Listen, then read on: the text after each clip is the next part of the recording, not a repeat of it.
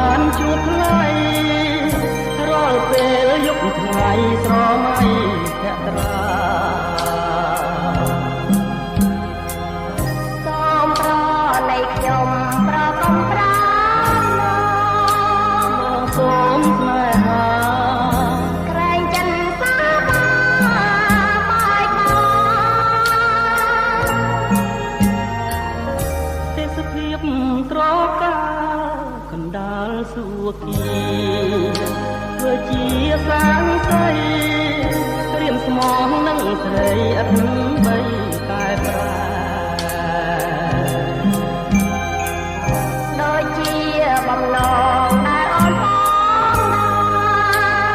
រូបមករួមស្នេហ៍អូនព្រួយខ្លាចតែមិនខ្មង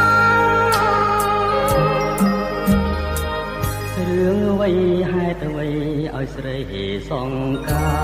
រសូមពងអរាប្រាប់ថាលួងចិត្តបរិសុទ្ធអត់ចង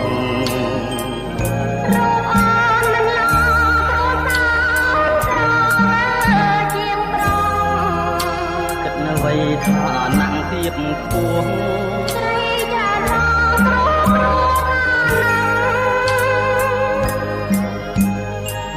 ស្នេហាមួងមុតបរិសុទ្ធនៃបងមិនបងស្រពីបងមិនប្រាថ្នាស្នេហាមេប្រាក់